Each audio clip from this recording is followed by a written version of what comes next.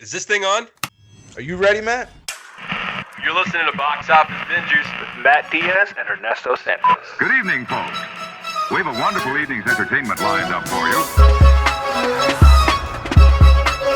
We know each other. He's a friend from work. Box Office Bingers. And the only way that I know how to do it is to find you a bloody good dump. He's my friend. I don't have friends. I got family. I can do this all day. You know, if you put your mind to it, you can accomplish anything. Matt, we're trucking along. We're back for episode 268. What are we reviewing? Kick us off. This week we are reviewing the comedy The Roses, just hit theaters this week. It stars Benedict Cumberbatch, Olivia Colman, Kate McKinnon, and Andy Samberg. Directed by Jay Roach, who is a pretty popular, I would say, definitely knows his way around comedy, doing the Austin Powers trilogy, Meet the Parents, The Campaign, but also has dipped his toes in a little bit some drama work with Trumbo, which was I think it was a biopic from a famous screenwriter played by Bryan Cranston. As also Bombshell that came out in 2019 that starred Charlize Theron and Margot Robbie, and I'm missing another person that was there, but that was more of a serious toned movie as well. But yeah, he's definitely, you've known his work, especially with Austin Powers. Those were huge hits back in the day. Written by Tony I already forgot the name. McNamara, right? Yeah, I said it right. Yeah, he said it right. Yeah, I remember things. He's a screenwriter for Cruella. He's the creator behind the great TV series that aired on Hulu, starring Nicholas Hoult and Elle Fanning. And he's also a two-time Oscar nominee for the films The Favorite and Poor Things. Well, at least I enjoyed The Favorite, also starred Olivia Colman. But Poor Things was a highlight for us that year when it came out. Yeah, it was a good movie. I mean, it was weird. It was a weird one, but it was good. It was a weird one indeed. The Roses is based off the 1981 novel The War of the Roses by Warren Adler. And it's also a reboot of the 1989 film of the same name, The War of the Roses, which was directed and starred Danny DeVito and also starred Michael Douglas and Kathleen Turner. So it's been a minute since, they've tackled this property back on the big screen again. But yeah, dipping our toes yet another comedy. I know Ernesto and I were talking about this film a few weeks ago, and we were like, this looks really funny. Yeah. It's kind of, and then given his Jay Roach's past work, it makes sense. It very much of like an early 2000s comedy. Yes. I'm kind of interested on your thoughts on this one. Yeah, I think at the very least, what really got us, honestly, was the trailer. I think we both mentioned that we saw the trailer watching another movie, and it was genuinely funny. Yeah, it was really funny. I laughed a lot in that trailer, and I guess now the question is the trailer the funniest part, or did they bring the laughs in the rest of the movie? And you have to find out our thoughts on that later on into the show. But first, we have some news to cover, which we haven't done so in quite some time. This summer has not been a busy news cycle. I mean, even now we don't have too much to talk about, but and this is news from the last couple of weeks. For the last couple of weeks, we haven't done news, but there hasn't been much going on, at least like worth like noting. But there's a few things. One of which is that the Duffer Brothers, Matt and Ross Duffer, best known for creating Netflix juggernaut Stranger Things, are officially in business with Paramount. The pair is parting ways with Netflix to enter a wide-ranging 4-year exclusive deal for movies, television, streaming projects for Paramount. The agreement, which is expected to emphasize ambitious and large-scale theatrical films, will commence following the conclusion of their current deal with Netflix in April of 2026. Upcoming projects will be developed through their production company, Upside Down Pictures. I do find it interesting that after all this time and the giant success they've had with Stranger Things, they're looking to now move over to a long-standing movie studio to kind of their next project. Maybe money talks. Maybe they want to step away from Netflix. Who knows? Well, that's yet to be seen, but I'm curious of what their first project is because obviously they promised Mhm. them something to leave the massive company of Netflix, and I mean how Yeah. good Netflix has been to them, and how good they've been to Netflix. Like for them to lose the Duffer Brothers, that's gotta be that's a big L for them. I mean, Stranger Things is literally one of their biggest properties, If not the biggest. I if think not if the biggest. anyone says like, "Hey, what's on Netflix?" The first thing that comes to most people's minds is Stranger Things. That's fair. That's I a think that's a I very good point. I think at one point it might have been, Orange is the New Black or House of Cards, but those shows, kind of came and went. They had their moment. But Stranger Things, since I don't know, 2018, since the show premiered, like that has been their juggernaut. They have merch everywhere. It's probably their most profitable franchise to date. And it's all thanks to the, creativity of the Duffer Brothers. And though a lot of people complain about how long it takes to make these shows, I think no one can deny how uh, either popular or how good these shows end up being, even if you're waiting for a long period of time for them.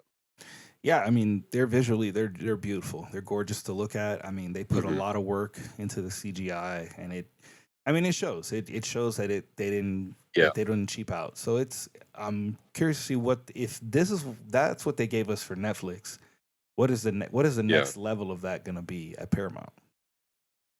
I think also part of it is that it's only a 4-year deal. I think the average time span for a Stranger Things season is 4 years. Yeah. So how how much how much content can you produce out of the deals? Well, And then also they didn't say exactly what capacity they're working on. So like, are they going to be more of a producer role and then kind of mm, put out these projects? Are they directing? Are they more writing? It was unclear exactly what involvement they have and what type of projects they're going to be working on. But they said they want large scale movies. And I think now with Skydance buying Paramount, this seems like the next steps of like, this is what we want to do for the company. We want to bring in these large scale movies. And that Paramount's known for, obviously, their big movie this year is Mission Impossible, and that franchise is coming to an end. Maybe they're looking for the Duffer Brothers to give them their next franchise that they can lean on for a couple of years. yeah, I'm curious of what it is, and I think you're right. I think it's gonna be a mixed bag of everything because it's film, Hmm. TV shows, and it's only 4 years. Like, how much content can you bang out? I mean, look how That's long what it I'm took saying. Stranger Things to make.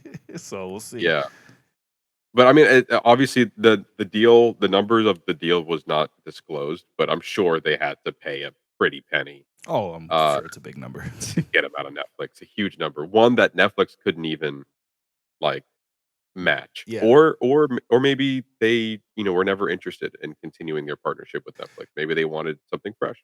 yeah. I mean, maybe part of why the reason why it's taking so long. Maybe who knows what's going on behind closed doors in Netflix in their deals and their production. I mean, there's a number of things that could have taken place that maybe they want to leave. Maybe they Yeah, want to. It doesn't matter the number. Maybe they just want to look for something different. very true, very true. But nonetheless, I think Stranger Things is coming to an end this year. I think we have they're airing the final season in 3 parts. So part one's going to be Thanksgiving weekend. Part two is going to be on Christmas Day, and then part three is going to be on New Year's Eve. And so pretty much they said their deal's over in April, but it definitely seems like that before then, like after the big rush and probably their marketing and like they're probably doing a lot of press tour for the new season. But Mm, probably once the year is over, between January and April, they're probably going to start packing their bags, cleaning out their offices, and then start moving over to the to the next to their next journey. If not, they've already have ideas in place right now that as soon as April starts, they can hit the ground running on a new project. So yeah, it's exciting. It's very exciting. yeah, I am curious to see what, to your point, what the next project is after Stranger Things, and see if they still got it. Like, was Stranger Things just a lightning in a bottle, or do they have more to offer than just within that brand? Because, like we see with the Russo brothers, they came out with like the success of Captain America: Civil War, Avengers: Infinity War, Avengers: Endgame, and Avenger and Captain America. Yes, yes, Civil War. Sorry, Winter Soldier, Civil War, Infinity War, Endgame. Like they had a great success with Marvel. Once they branched out of that, it was kind of a mixed bag depending on who you ask. Yeah, 'Cause a lot of people didn't love Cherry, a lot of people didn't love the the Gray Gray Man. Man, Yeah. and then they also had a mixed bag with the Electric State. And then guess where they're back after that movie? back at Marvel, back in making Marvel. Avengers, Doomsday, and Secret Wars. So, like, we see what movies they came out with and the movies that and also the shows they produce. I believe they also produced there was a show on Amazon that also had a spin-off that I'm drawing a blank on the title right now. I can see the poster vividly, just the title's, like, a little blurry. But, like, we can see, like, sometimes, you were really good at making Marvel movies, but then your style didn't 100% translate to, um, other original titles or different titles. But so we'll see. We'll see how this works out for them. Yeah. So moving on. Paramount has signed a film deal with Microsoft-owned video game publisher Activision to bring its Call of Duty game franchise to the big screen. Under the partnership, Paramount will develop, produce, and distribute a live-action feature film based on the Call of Duty universe, which encompasses more than 30 mainline games released since the original Call of Duty debuted in 2003. The valuation of the mega deal was not disclosed. Sources tell Variety while the pact is specifically focused on making one blockbuster Call of Duty movie, the deal encompasses the potential or Paramount to expand the Call of Duty universe across film and TV. I don't know. Right? Like, I don't know. Like, that doesn't.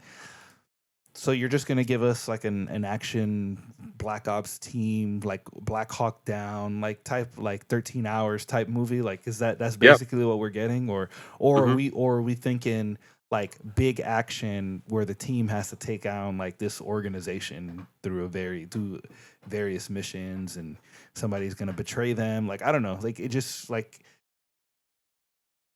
sure, is Yeah, this? this is no different than like a percentage of movies that come out every year with the same style. Like, you're right, this is Black Hawk Down. This is there was a movie I watched the other day that is a very similar, like, military background, something goes wrong, we're in a team, we have to get through it. It's very simplistic and Now, something we've definitely seen before. I would argue, not maybe not as big a base, but they have a large fan base that For plays sure. with all the games. They have a mobile game. Like, there's just obviously spanning over 30 games. So we're looking at like millions of users. So is there like a main character storyline that I've missed in the Call of Well, I Duty mean, franchise? there are multiple storylines within the Call of Duty franchise. You have the Modern Warfare storyline, then the Modern Warfare reboot, and then probably as equally as famous or popular, you have the Black Ops storyline that again has also probably has overdone their reboots as well. You can even go far back into the classic Call of Duty games and make it about World War II, which it was before they launched Modern Warfare. So they have a lot of areas that they can probably do more often than not. I'm gonna just put it out there. I think if they were gonna start any movie, it's probably gonna be Black Ops Mm, first. That's just a guess. They've already made 7 iterations of those games, um, and so I think they have a popular fan base there. They've also come out with other ones like Infinite Warfare, which is like more futuristic. They mm, could go down that route, but I think Black Ops is the easy answer to start your movie. I think it's more relatable, even if you're not a Call of Duty person. I think also Paramount. Again, this is now under the ownership of Skydance. We just talked about 2 major deals that they're working with right now, so they're definitely working on something. They're definitely trying to grab IPs. They're trying to grab creators to build out Paramount Pictures under Skydance. And so this is interesting to see. Like, we have the Duffer Brothers working with them, as well as now they're working on a Call of Duty franchise, or at least one movie that could potentially be a franchise. I'm curious to see where this goes. This is like very similar to what we're about to talk about a little bit later, but Mortal Kombat 2 and Mortal Kombat on working with Warner Brothers to bring that movie or that video game franchise to life. Um, we're seeing it with The Last of Us with the TV show. God of War is working on a Amazon Prime series. Like, it's just like another popular IP Minecraft movie. We also mhm. see that there as well. Who knows if they're even gonna latch on to the stories that were already introduced in the games. I think they should because they're very popular. It would be weird if it's just like Call of Duty, whatever, and then you just don't use any of the, or maybe you might use like one or two of the names, and then you give us a completely original story. which is could be fine, but I think you just have a lot to lean on if you stuck with what you've done in the past. I think I'm I'm more cynical than optimistic for this, but I'm open to seeing who the director is going to be attached to the very first film, because then that'll at least give us an idea of what the feel is like. If I had to, if you know, if I'm inclined to look at what they've done Yeah. prior to that, what the feel, you know, most they're gonna the movie for all their films is gonna have like at least it may be a different movie, but like the vibes are usually very similar. Yeah, and also, like, a good place to look is also with Halo, which was on Paramount Plus. Mm. Also with, Microsoft working with, I forgot the creator behind I think Bun- Ubisoft? I Bungie. Oh, maybe Bungie? Yes, I think you're right. But partnering with them to make basically an original story out of the Halo game franchise and, like, taking bits and pieces, but also creating their own story.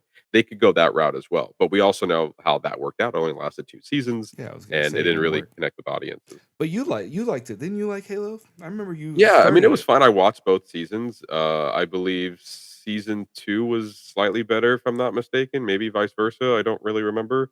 Um, I think there were a lot of cooler moments in season 2, if I'm not mistaken. Like, it just visually looked cool. Mm. Um, but like sometimes there was a lot of like slower story beats in Halo that I probably wouldn't have cared for. But yeah, I think this is honestly, I'm not surprised by them partnering with Call of Duty. It's a huge video game franchise that no matter how many of them you make a year, which is like one a year, you buy the new Call of Duty game, people still buy it. It still makes a ton of money. It makes perfect sense for you to try to translate that into the movies. The only difference is here is that there's nothing unique about the Call of Duty franchise, at least that I can see, that we haven't seen in movies before.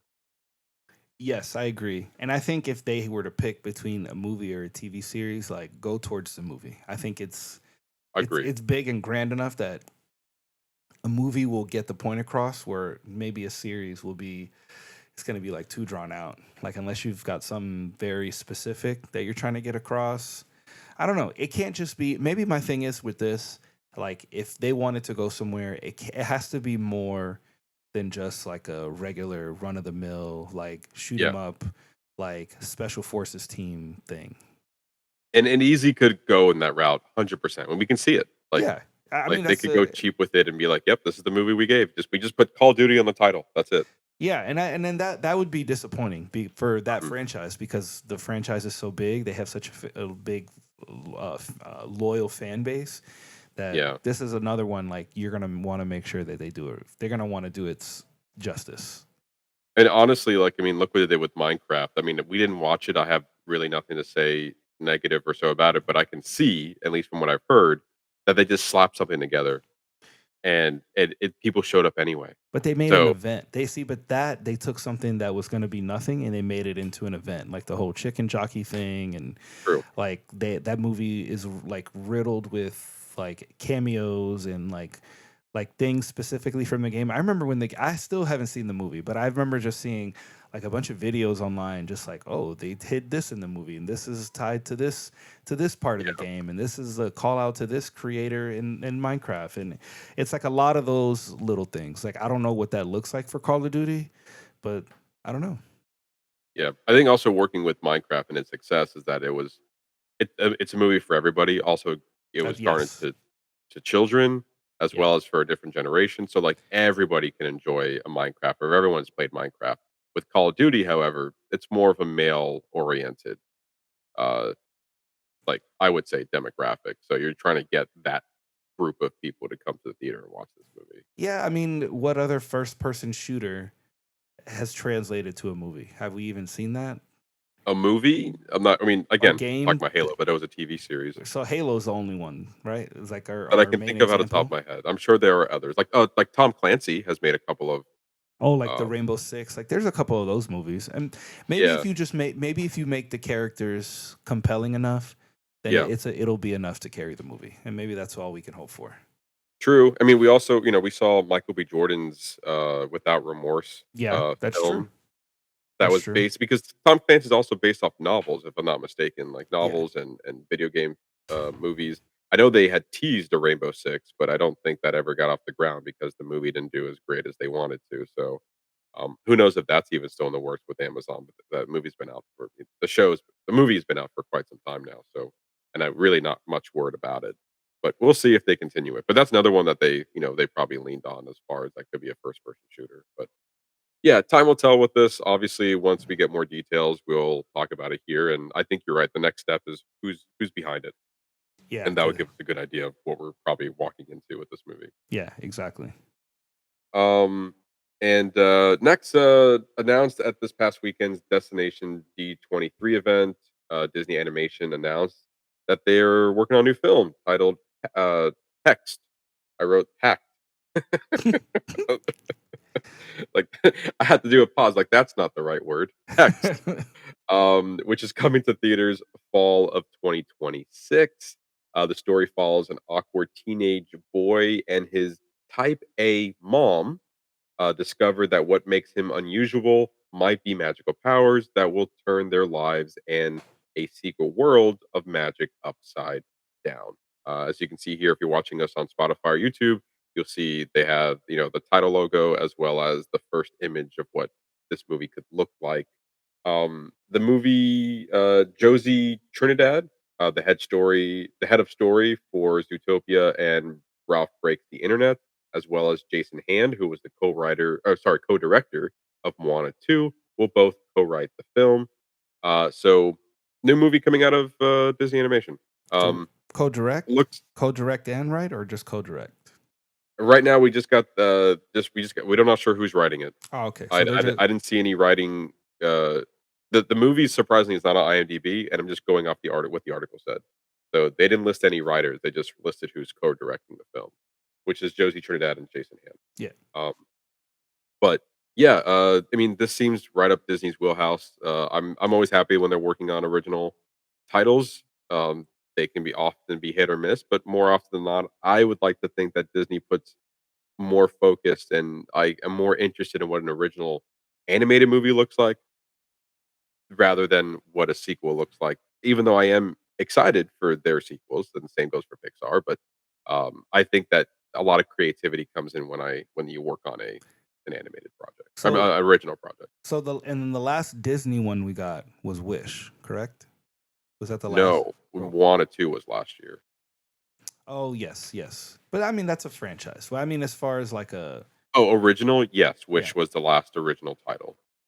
And I like, and I liked Wish. I actually I like I Wish. like Wish for what it was. I thought the music was good. So maybe this, that Wish is like a step in the right direction, and maybe we can hope for something even better with this. So Yeah, I mean, what's interesting is that we have like the head of story of Zootopia and Ralph Breaks the Internet, which are not musicals, and then we also have a person who worked on Moana 2, which is a musical. It didn't state whether or not it will be. I know with Disney, it's a hit or miss on if it's a musical or not. I'm going to assume it's not going to be a musical, considering that Wish was, Encanto was, mm, but that's just a guess. I don't know any other information besides what we were just talking about. gotta have some Um, songs. yes, maybe one or The two. kids want to But hear the music. if the animation style looks like this, I'm interested because it looks definitely different than a polished look. I mean, and it's not directly similar, but just this scene that they have drawn for us reminds me of the the village in Coco when he goes to the city to Yes. when he's dead. That's what this reminds me of. Also, if you look closely, right above the person with the green hood, you see like kind of like a flying cat. It looks like Oh the one yes, from Alice in Wonderland. you're absolutely right. Yeah, you're right. But yeah, I think Disney, and this is something they've done before, it's like, let's take what's normal and introduce a magical element or a magical world, or let's do something that is this is what their ordinary life is, and then let's bring it fantastical. Let's go somewhere else. Very Coco was a very similar plot device where like here's my normal life, and then we go to the land of the dead, and then we see like this whole new world that's like hidden beneath our own or Yeah. in a different realm of our own. And this seems very similar to that. So I'm excited. I always like when Disney work on their animated films. Like this year, we're getting Zootopia 2, which I am looking forward to. I did really enjoy the first one. But um, I'm always excited when Disney works on a new original title because that could be the next big hit for them. And what I like about this is that it's an original premise. This Hmm. boy with this type A mom, like I don't know. Lately, they've been good about like taking things like that and then mixing them into like a good message for kids. Like maybe this is Hmm. to help kids who have a type A mom build a better relationship with their moms. It's like Yeah. that would be nice. Like that's the Hmm. kind of I think that's the kind of storytelling that we want to see from Disney. Like Yeah. give us like family problems that kids can think about, but just wrap it in this fantastical animation and make an entertaining story out of it. Like Yeah. And I that is literally the key for all kid movies, for them all to be approved. Give us a good message, good animation, make it wrap it up and make it entertaining. That's all you got to do. yeah. I do think and that's what K-pop Demon Hunters was. A Like that hundred is. percent. Yeah, exactly. Yeah, exactly that. And it's funny, speaking of that movie, Megan, I actually just rewatched it not too long ago, and Megan made a really good point about it, and she said that that movie reminds her, or the popularity of this movie reminded her of Frozen, of Mm, how like Frozen was this phenomenon that yeah, everyone was obsessed about, and everyone just couldn't stop listening to the music. yeah, yeah. No, you're And absolutely right. so she was like, "This is this generation's Frozen," and Frozen came out, believe it or not, 12 years ago. Wow. Yeah. Whew, I can feel my gray hairs growing on that Yeah. one. Um, so yeah, I mean, you're right. Like K-pop Demon Hunters was exactly um what like you were just talking about. Surround like entertaining, great music, good message behind it, wrapped in entertainment. And if they can do that, whether you have music or not, that's kind of what we strive for in these movies. And that's kind of what we look for too. And if you shed a tear or two, then you're doing a good job. At least I think it is. Yeah, I agree. I agree. I mean, the music is always a nice bonus, if it's got a That's good true. if it's got a good soundtrack, because then it plays to something that you can just replay in the background. Like you don't really have to Very true. watch it. You can just oh shit, oh Golden's coming on, or take the Yeah. it's a take down. Dun, dun, dun, dun, dun, dun, dun. We've The watched it the quite a music is a good way to kinda just, like you said, like, relive the movie just with songs. yes. I Yeah. mean, the kids have rewatched it. I don't even. I lost count. I've watched it. I've watched it with them at least 3 times. Wow. I mean, but Yeah. that like maybe 2 times like actively sitting down, and then like 1 or 2 times like it playing in the background. And then Yeah. I'll be at work and I'll ask Hannah, "Hey, what are you guys doing?" She's like, "Oh, we're watching K-pop Demon Hunters again." We just have it on. It's the hit this is by far who knew that was gonna be the hit movie of the summer, Yeah, out of any movie to come out, and it was the one that was on Netflix. It I had wrote I wrote it off. so did I, Yeah, so did I, and those are the ones that become popular, not the ones that we were expecting, yeah, it's the ones that we weren't expecting. yeah, yeah, Uh, absolutely. More often than not, like, everyone's talking about it, everyone's watching it. Obviously, it's now the most streamed, Netflix movie of all time. Like, yeah, it's a hit. It's a hit. So and it's a great movie too. Yeah. Also at the same event, Pixar announced that Incredibles 3 will be hitting theaters in 2028. So when they made the announcement, we didn't really get a date. Now we do. At least not really a date. We got a year. So as far as Pixar's next couple of movies, we have Hopper, that like the Beaver brain transfer movie, Oh yeah. which really looks interesting. It looks like a lot of fun. I'm excited for it. That movie comes out March of 2026. Then we have Toy Story 5 in the summer of 2026. Yay. Then we have Sorry, I couldn't help myself. then we also have Gato, which is like this street cat storyline that comes out in I believe summer of 2027, and then we have uh, Incredibles 3, which comes out in 2028, and then at some point in the future we're gonna have Coco 2. So a little mix of original and IPs and sequels from Pixar, which I think is a good trade off for them to kind of not to stay afloat, but like they last year they came out with Inside Out 2, gave them $1 billion. And then this year you had Elio, wasn't the financial success they're looking for. Great story. So it definitely feels like here's one for us, here's one for you. Here's one for us, here's one for you. Yeah, Just to keep things at bay. yeah, that's true. Uh, but yeah, so anyway, that's all the stuff that's coming out of Disney. And then lastly, we have some minor updates. First, which we're gonna talk about some casting news. One, Regina Hall and Anna Faris are returning for Scream 6. Sorry, yeah, sorry, Scary Movie 6. Scary Movie 6. I wrote that wrong again. That's what happens when you type fast. I Um, knew what you meant though. uh, Like you yeah, said it, and I yeah, was like, yeah, we know. Like yeah. everybody, we know what you meant, Matthew. You said the name. You said the wrong Yeah, movie. they're wrong movie. Uh, it's a spoof. It's a spoof. Uh, yeah, they're returning back for Scary Movie 6, which I think this to me this is we were talking about what type of movie this could be. We were talking about this a couple weeks ago when we talked about Naked Gun, the return of spoof movies. A few weeks before that, we talked about the announcement that they're making a Scary Movie 6 with Marlon Wayans returning to produce and direct it, or at least write it and produce it. Um, and now we have Regina Hall and Anna Faris coming back. Makes sense. It feels like you can't have a scary movie without them. Yeah, you really can't. I mean, and it's promising. I mean, it's gonna be if it's anything like Naked Gun. Naked Gun just proved that spoof movies aren't dead.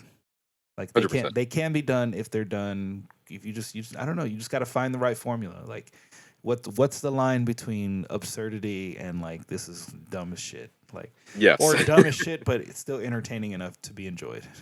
And also funny because you can go a little bit too far and then it just becomes stupid and not funny at all. Yeah. And I think obviously comedy is subjective. So like there's a fine line you have to play there. And I'm very curious to see how they do that. But bringing them back into the fold makes a lot of sense to me. They've been part of the franchise for so long.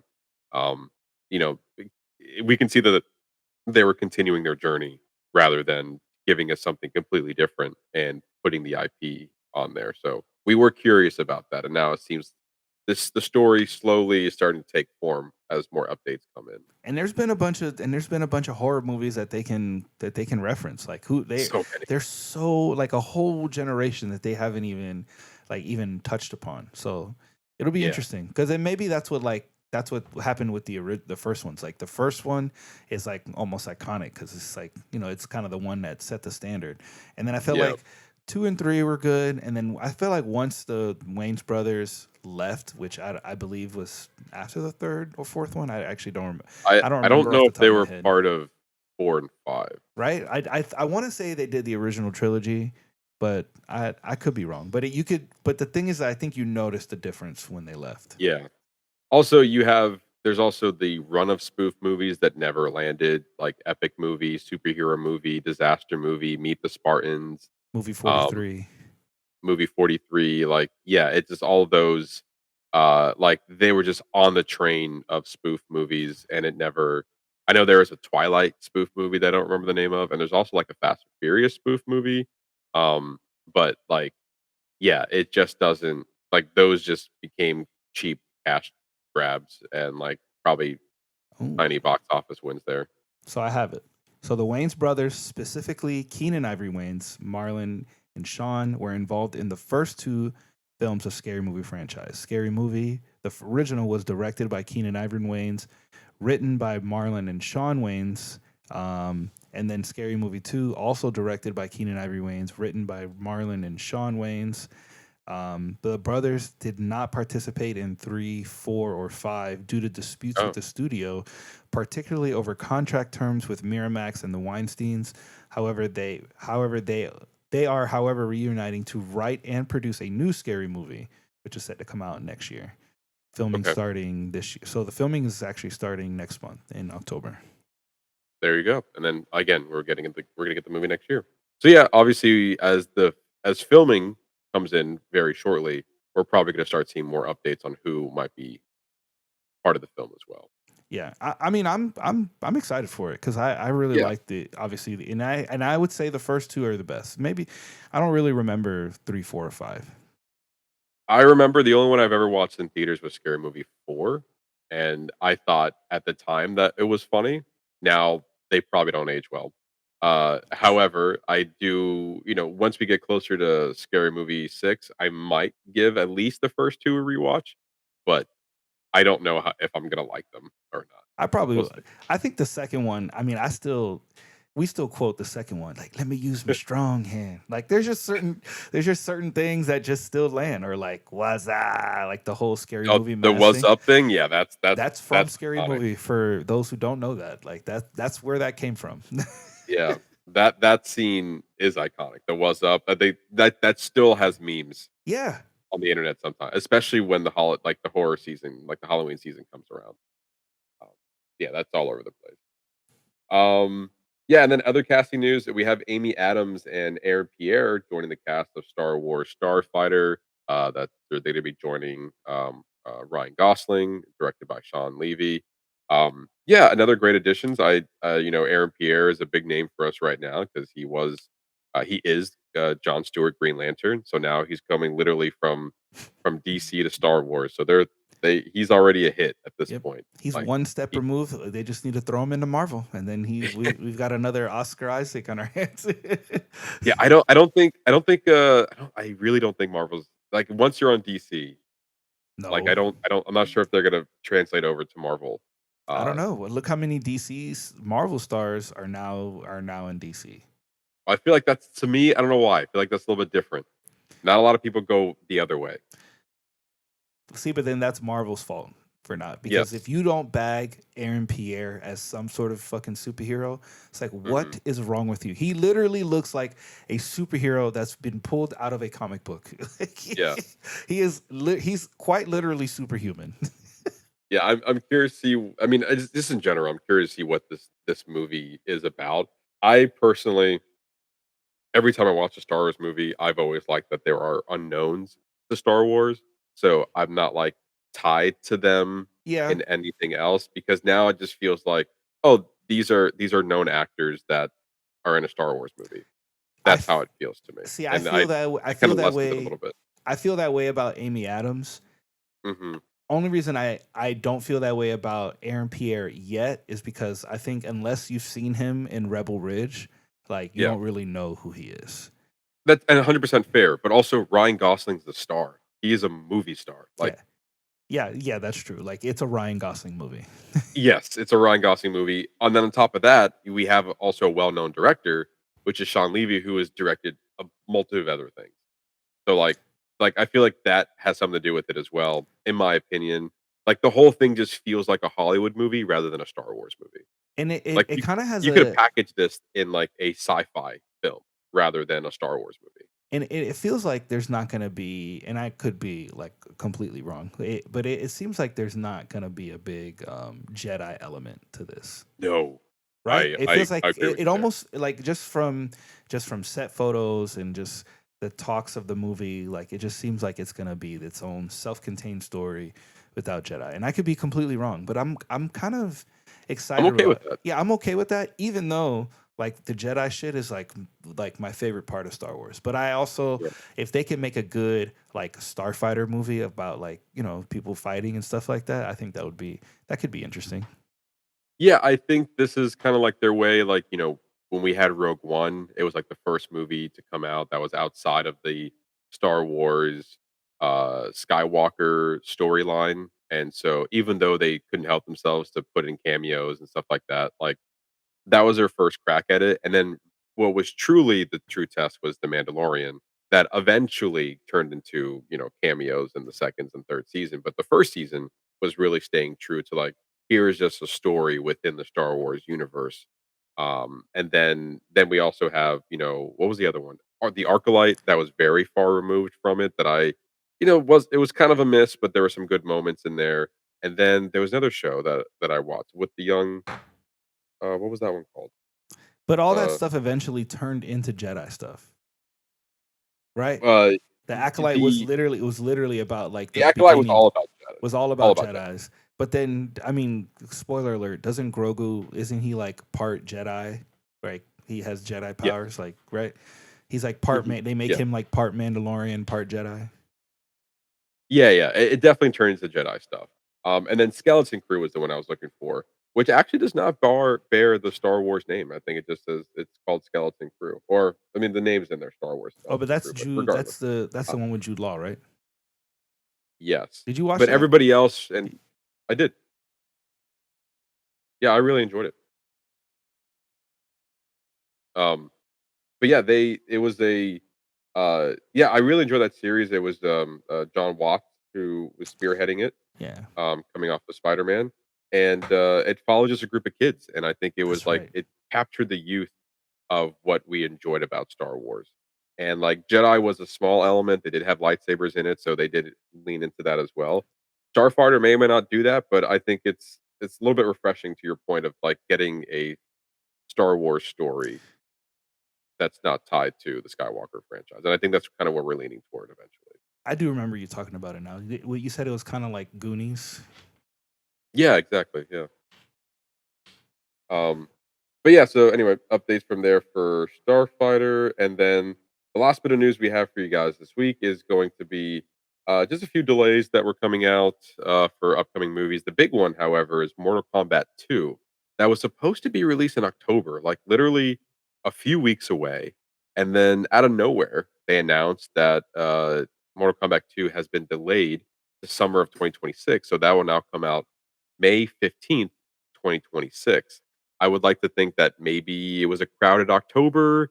We were talking about Tron Ares coming into play, Mm, Black Phone 2. I think it could have fit nicely in a fall release, but maybe they found a break in, the fact that Avengers Doomsday was supposed to be in May of 2026 and they got pushed back to December. So maybe they figured that like, that early summer 2026 is not being filled right now and Mortal Kombat 2 can fit there more nicely than maybe trying to compete with Tron Ares and Black Phone 2, which are two popular franchises that are that were going to be like sandwiched in between there. yeah, but So them trying to break into the summer season. That's a yeah, big that's them putting a lot of faith in this film. I think. yes, and the fact that again, like we were a few weeks away from that, so that was a very last minute call for them to push it for a summer release. But I'm assuming that movie's already done, and that just out of the creator's control is more of a studio call to like they feel like this would be a better movie to release in the summer. Maybe Warner Brothers didn't have like a big movie they wanted to push in for the summer, even though they do have Supergirl that's coming out in the summer of 2026. So they're gonna have two movies now, at least two big movies coming out in the summer. So we'll see. Obviously, when we do our box office recap next year, we'll find out if that was a good move or not. But I can see them maybe wanting to get away from Tron if they believe it's going to be that popular. But I don't know. A lot of people like Mortal Kombat. You could have trusted the IP for what it was, but it is what it is. We'll watch it eventually. I liked the last one. I thought it was entertaining. I thought it was good. I mean, we'll see what the next one brings. And now we've got Carl. I think the big draws. We got Carl Urban as Johnny Urban. Cage. It's like, Yeah, I really liked. Well, I think you liked the first one more than I did, but I really enjoyed the trailer for the second movie. yeah, So it's I funny. think the trailer's what really hooked me. It looked like a lot of fun. But then now here's a question: when does the next season of The Boys come out? Um, at some point next year, I know we're getting Gen So I V wonder if season. they're trying to ride off of that. Like, oh, you just saw Carl Urban in The Boys. Come see him as Johnny Cage. That's a good point. Yeah, it just says season 5, 2026. I'm Mm. assuming it's going to be a summer release, but we'll see. But yeah, Carl Urban will have a big year next year then between the season finale of The Boys, or yeah, the series finale of The Boys, the final season of The Boys, and Mortal Kombat. So that'll be that's going to be a big year for him. So Mhm. that's interesting. So I wonder if that at all is connected or Yeah, what and have you. also like they're front loading the summer. Summer's already stacked in 2026. Also, I think we failed to mention another delay was Shrek. Shrek 5 was supposed to have a summer of 2026 release. I'm gonna look this up real quick. I think they had pushed it back to 2027.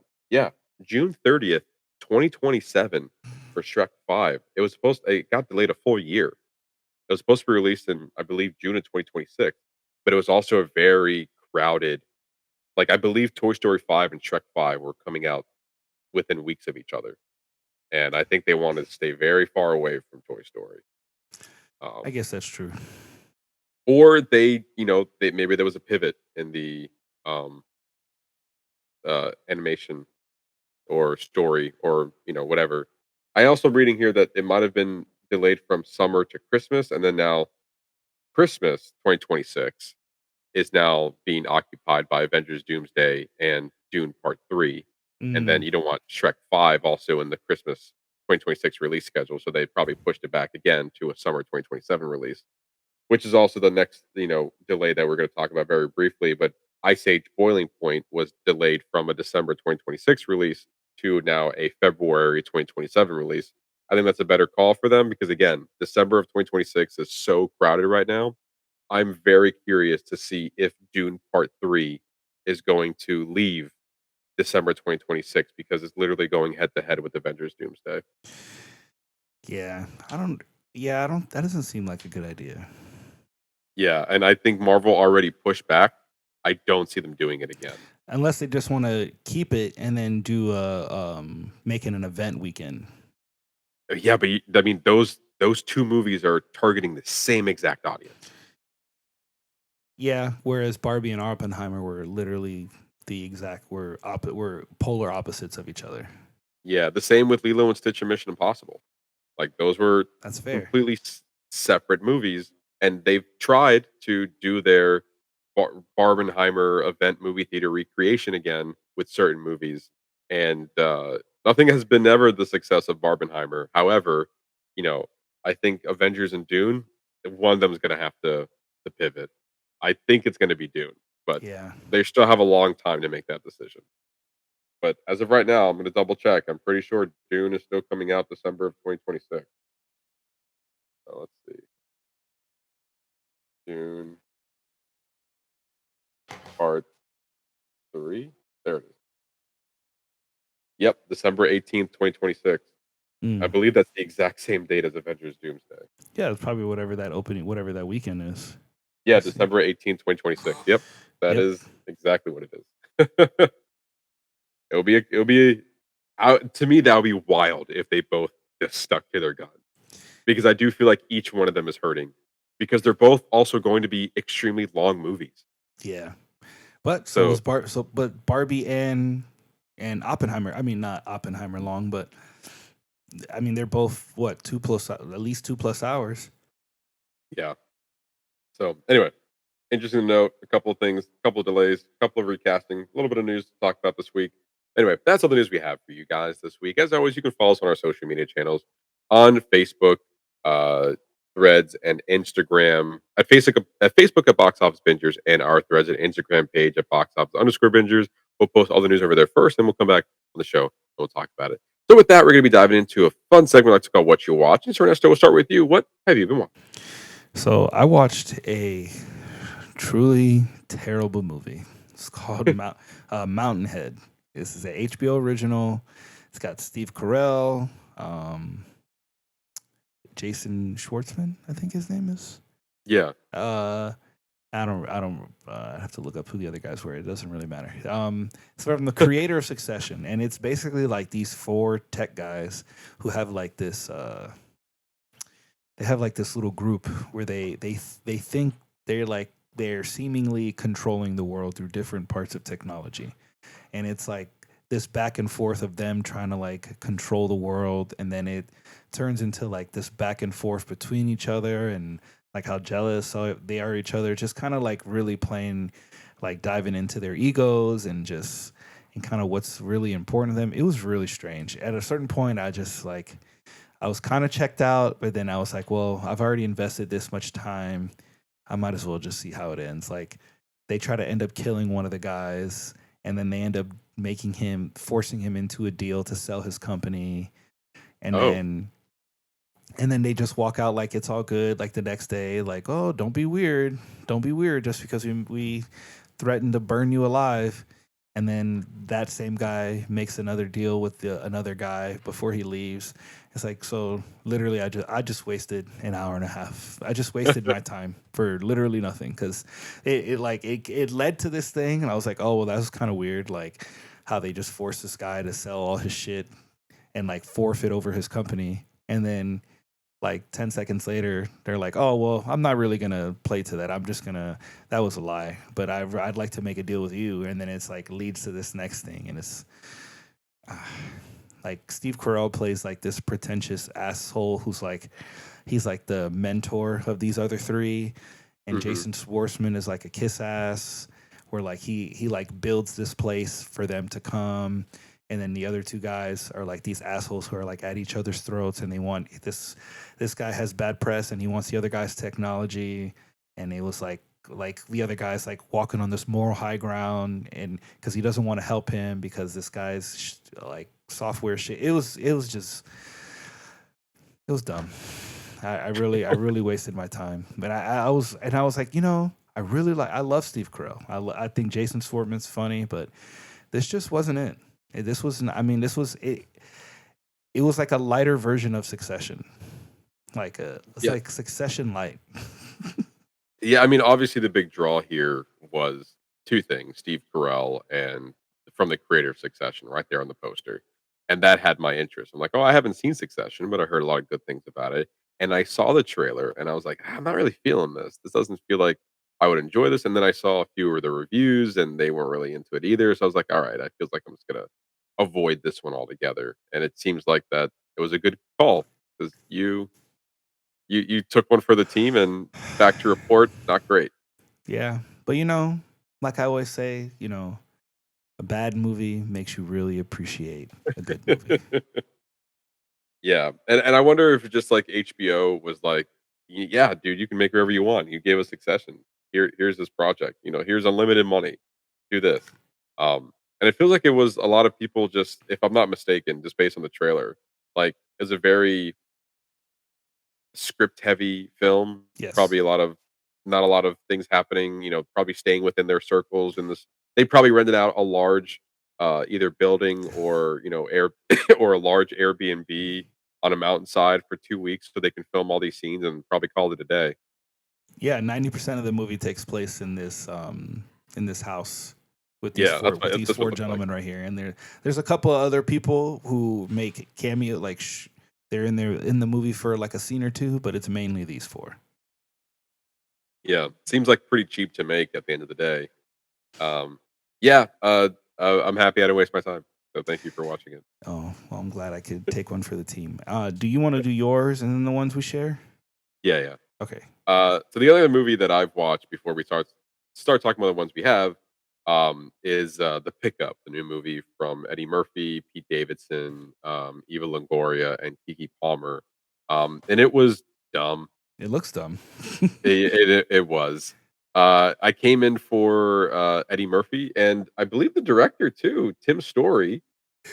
He did a lot of good movies. Maybe not recently. But I'm just looking at his filmography now. He's known for, yeah, I knew him from somewhere. He was known for Fantastic Four. Like he did the original Fantastic Four movie. Mm. And it was funny because I didn't know that when I started it, and then when I saw like directed by Tim Story, I was like, the Fantastic Four guy. It's like, I know You that made this? name. Yeah, I didn't know that. He also did Think Like a Man. He also directed Barbershop and Taxi, which I really enjoy. Taxi with Queen Queen Latifah Latifah. and Jimmy Fallon. Yeah, it was funny. Yeah, and he's been around for so long. He did. I'm looking at it now. He did Shaft with uh, Samuel Jackson. thank you. He did Ride Along with Ice Cube and Kevin Hart. Like he's been around for a while, and yeah, he did the two Fantastic Four movies. A lot of comedies, a lot of variety or so. And here's the next movie that he made, and honestly, Eddie Murphy's a hit or miss. I don't think I've ever fully enjoyed a Pete Davidson movie that he starred in. However, I did like his movie. It's kind of like a semi biographical film, the King of Staten Island, which was really good. But other than that, like this is as much as a generic comedy as it gets. Uh, Eddie Murphy is working. Eddie Murphy and Pete Davidson are working for a armored truck company. They're moving money around, and then it gets hijacked by none other than Keke Palmer. And then Eva Longoria is in the movie, who plays Eddie Murphy's wife, who really has no reason to be there in the first place, except for like they have your wife do what I say, and that's about it. And the only thing that I really found comical about the whole thing is that Keke Palmer, like she sometimes wearing a helmet, I guess just to cover the action scenes, but then when she takes off the helmet, like her hair is just like perfect, glammed up, everything. I was like, wow, this Always. feels so out of place. It's like perfectly blow dried, like in Yes, perfect place, like no helmet hair. It just falls right out. exactly. No sweat. It's not like you've been wearing a helmet the whole time. Perfect makeup. No, I get it. Yeah.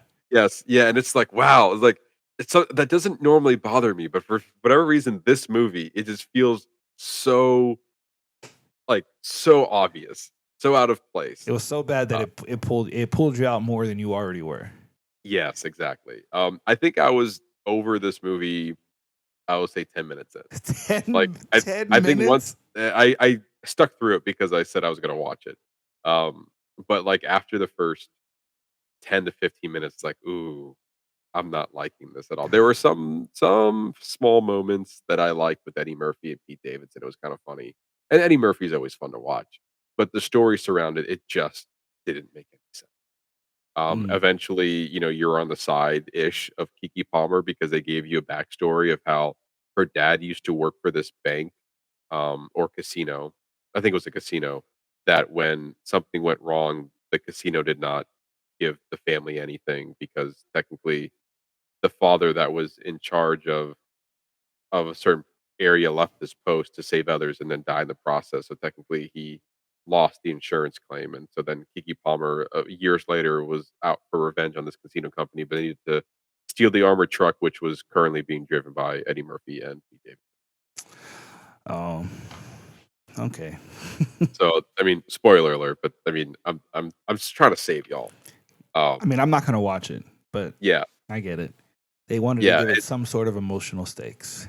correct, correct. And then you got it with, Eva Longoria for Eddie Murphy, and then like, in the very, very beginning of the movie, Keke Palmer actually sleeps with Pete Davidson. They think they have a romantic history, but she was just using him for the codes, and so but then throughout the movie, they start forming a, uh, attraction for one another. Mm. So, there's that angle in it as well, and it just at the end of the day, it just doesn't it never lands. It never adds up to anything significant.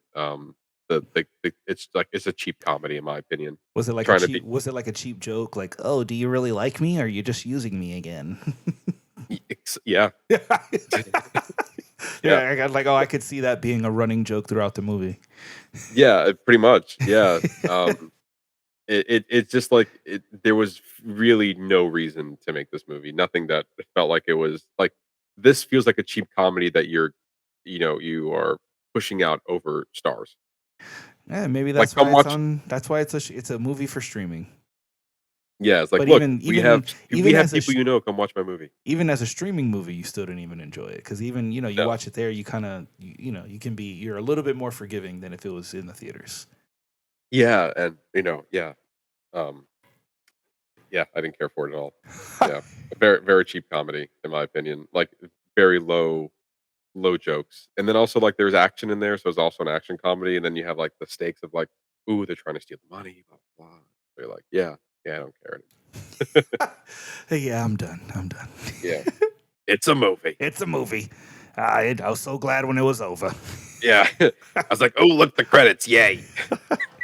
Uh, But yeah, let's start talking about stuff that we have seen. One that actually you recommended, Ernesto, mainly because it was one of the shows that were nominated at the Emmys that were happening fairly soon. The Emmy Awards are coming up, I believe, in September. yeah, it If should I'm be in not the next mistaken. couple weeks. Yeah, the Emmy Awards 2025 is September 14th, so Damn. literally in like 2 weeks. Yeah. But this is one of the TV shows that were nominated for Best Limited Series, Dying for Sex, starring Michelle Williams, inspired by a true story. I believe it was also within a podcast setting. This story kind of came popularity and then turned into a show. Ernesto, your thoughts on the show? You were the one that brought it to my attention, so I'm assuming obviously you liked it. Yeah, this show takes you on a ride because I It feel really does. like I feel like it starts very comical, like and there's like this obviously this undertone of sadness because Mhm. we're literally watching this woman go through the last stages of her life as has stage 4 cancer. But it's just like, this she's on death's door and like she's evaluating her life and what she wants before she dies is to have a lot of sex. And it's Mhm. like her boyfriend is avoiding intimacy because he's like he Husband. moved or excuse me, her husband moved out of he like moved out of husband phase and moved into caregiver phase, but Mhm. like doesn't. But for him, he wasn't able to do both. But obviously, that was something that she was craving, and it takes her on like this journey of like self exploration of like finding out who she is, and like the first 4 episodes are, or I go say the first 5 episodes are like really funny.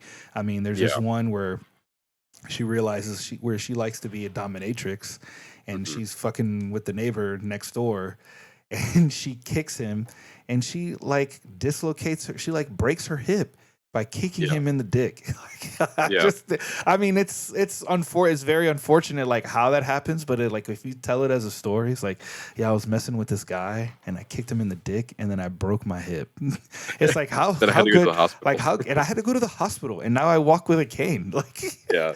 like it's just like it's sad what happened to her, but it's just it's so interesting. I thought something was really interesting to me was the whole idea of like chemo brain, because it's just something Mhm. I was unaware of. Like I just didn't know, like and like to think to have chemo brain where you have trouble remembering, and like it's hard for you to like remember words or grasp ideas, and this is the moment at the where you have this where you basically like kind of have it out with your mom about all the trauma that she's caused you. And I don't know, I thought it was really good, and then it eventually turns incredibly sad. Like you see, I would say an all-star performance from Michelle Williams and Jenny Slate. I thought both were Yes. I mean, I thought both of them were phenomenal, because she's also going through this journey where she's trying to like almost like she was so self-absorbed, like this like disheveled person, and then her going through the process of watching her friend die like made her grow up too. Like, you know, she became her caregiver when Michelle Williams decided she was gonna leave her husband so that she can go on this sex journey through until she died. And then and what's funny is like she ended up like growing as a person too. And I thought that was really interesting to watch. So not only are we getting this arc with this really well defined arc with Michelle Williams' character, but also with Jenny Slate's character. And I thought it was short and sweet and to the point, and like there were parts that were very heartwarming. Like the very last episode, like when you're listening to the hospice worker going through the stages of death, I was like fully engaged. Like I just thought that was Yeah. so interesting. Just her talking about like the different stages and just how they got Michelle Williams to play through that to make it so believable. Like I was fully invested. Like I was fully in the whole time, and I enjoyed it. Yeah, specifically the last episode, like, to your point, it's only 8 episodes long. It's 30 minutes each, so, like, it's a quick watch, and you're right, it's short, sweet, to the point, basically about 4 hours-ish worth of content, and a lot of it is very I feel like in the beginning, as, like, we start off with, like, stage 4 cancer has come out, it has returned, um sorry, not stage 4 has returned, but she had cancer, and then she beat it, and then, like, this is 2 years later, Hmm. the cancer returned and it's stage 4, and it's basically you only have a few more years to live. And so we kinda see there are some moments where it kind of is, um, taking place over a few weeks, and then as the show progresses, there's even one episode that takes place within the whole year, if I'm not mistaken. And they kinda separate into these different segments that are happening um, throughout, a year's time span. And some of it was lighthearted. There were definitely within it, you have the comedy and the drama of it all within the first couple of episodes. And then, like, there were some episodes that were funnier than others. Obviously, this is a journey of self exploration in the time of where, you're kind of living the last days and the last years of your life. And then at the very last episode is where I would feel like all the comedy was stripped, Yeah. and you got some, like, little chuckles here and there, like, they kept some moments lighthearted, but her going through the final stages of her life was, I wouldn't say extremely hard to watch, but it was very emotional Oh, it to was watch. hard. That shit was hard. Like I mean, I was in tears. I mean, it brought me to Yeah, tears. It was very moving. Her performance was very moving. 100%. Like I just thought it was great. I just thought it was so interesting to see her go through the phases, but also my favorite part of that is having the hospice worker explain it, because she almost sets up the rest of the episode, because you have this Yeah. knowledge of what she's going through. So then when you see her hit the different stages, you already know, you already aware of what's happening. Yeah, and then also they kind of, like, looks like they were, like, in segments too, like, we didn't, like, spell it out for you in the show when they were going through each stage, but you knew based on what was happening within the scene that she was in the next stage of it. I also found it interesting that, like, obviously you have your life one way, and obviously she had a husband who was turned into a caretaker, and to kind of know that you're about to live your last couple of years, and the next couple of years is just going to be riddled around, I'm going to die soon, there's not much I can do, and try to make the best of it. Like, to have a control of your decisions there, like, she basically uprooted her life from there. Like, she could have just, like, all right, I have my husband. I'm just gonna, ride this out until I die. And this is probably the more common, quote unquote, normal thing to do. However, she was like, I still got a lot of life left in me. And I want to do the things that I know that I can never do again. And and then in this case, she wanted to have an orgasm with another person, and that was what the basis of the storyline is. Then you can tell, like, everybody around her was like, this is weird, like, just basically just judging her for her decisions from every step of the way. And, like, at this point, and really what the show's about is, like, it doesn't matter. Yeah. Like, what it doesn't matter what they think, because if this is what you want to do, your days are numbered.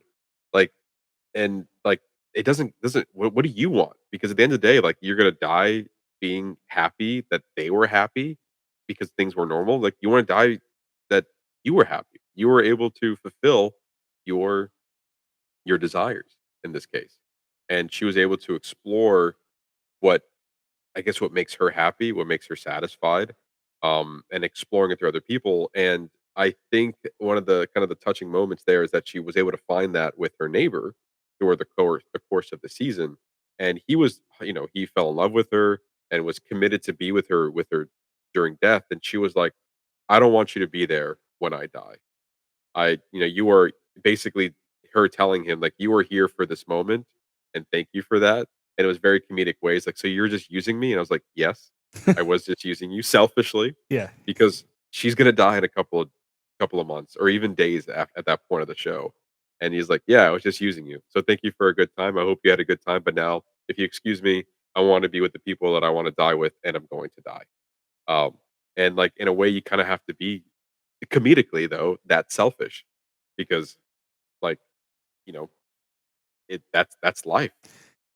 But even through that, like, even though she had people who were she was using, and she eventually picked, what I thought was interesting is that she fell in love with her neighbor, and Hmm. like, and it was like, but it wasn't until, like, she kind of went through that all her she kind of went through her trauma with her mom, and just kind of, Yeah, like, and that was this exploration did. It gave her the avenue to kind of get all that trauma out. But it wasn't until then that she was willing to accept the love from this, like, real love from this other person.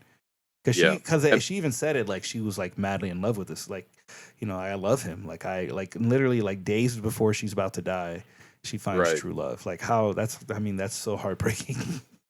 And also, there's also the point of, like, with Jenny Slate's character, you see her in the beginning of the show being very disorganized, kind of all over the place, has a new boyfriend, um, and, like, obviously they have, like, they moved, sorry, not new, but maybe moved in with her boyfriend, and, Hmm. like, she was trying to get her life together.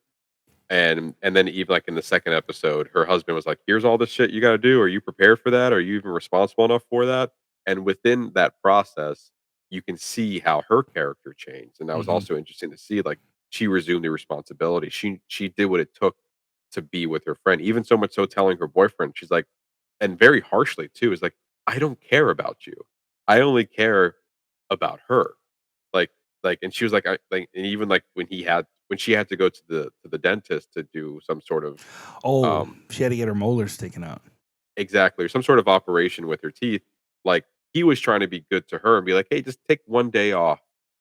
and she was like, "You don't understand, like, that like, she could have died today, like, and I would have missed that opportunity because you thought I needed a day off." Like, she was fully committed to taking care of her friend, and kinda just shows that sometimes that's the commitment that you have to be to someone, like, as a caretaker. That's the devotion it takes to be a caretaker. Um, It's a and then sacrifice. It's the amount of sacrifice that they have to give within their own lives. They did that is a good point actually. Like that's a good way of putting it. Like not only was it her like learning herself, but we also got to learn what it's like to be a caretaker for somebody like that. yeah, Like we always talk about the person who's suffering, but what about the person who's caring for the suffering person? Like they literally, like Jenny Slate's character, have to put their entire life on hold. You yeah, know, she and, broke up like with this and guy. she She got quit her fired. job. Yeah, she quit, Yeah. she got She fired. got fired, but yeah, like it's a lot of work, and that's why you can see how some people, they choose to pay for those services because it does require a lot. If you cannot financially do that, it's not easy. It's a big ask for Um, somebody. it's a huge ask, 100%. And even though like the person who is dying, in this case, Michelle Williams, is like, I don't want you to do that. I never asked for this, but it's the love that you have for one another that makes it all worth it at the end. Yeah. And then it's just a very touching moment that Jenny Slate was there to the very end, and then we probably take place. I'm not sure if we how far we flash forward, but we see her now looks like maybe a producer at a play or a show director at a play or something along with the theatrical Oh yeah. experience that Or it's like a she school. Or is now part of. was it like a school or like a community center or something? I don't know I don't exactly remember. where, but she was definitely working in the theater, that's for sure. And then, like, obviously, she got back with her own boyfriend, and then she just kind of admires like two Mm. older people having a conversation, and she was like, "That could have been us," but I was cherishing, like, kind of shed a tear. She's like, "That was basically us if we were to grow old together." But she was in a way also remembering her friend and cherishing the moments they were to share together because now that's part of you for the rest of your life, and she was able to grow that way, and she probably at that moment feels very fulfilled that she was able to be with her friend for the last couple of years of her life, and then now able to kinda live her own with a lot of stuff she's taken away. It was very for both of them, I feel like they both have great character arcs, and then also just, like, again, the last episode with her dying and, like, you physically feel the last breath that she takes. And to me, that's when it kinda, the waterworks started coming in, like, like, just have that scene play out.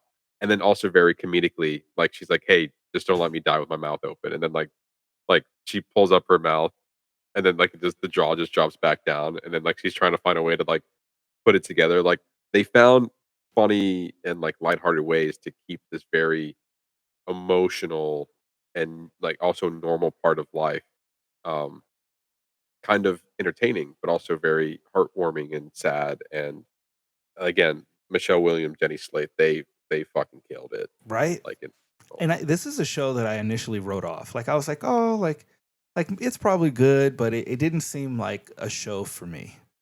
So I was like, yeah, I'm probably like something that I probably wouldn't enjoy. But I found myself to love it. I do love at the end when she puts the shirt underneath her chin and she's already dead and she's like, thanks for not biting off my finger. yeah.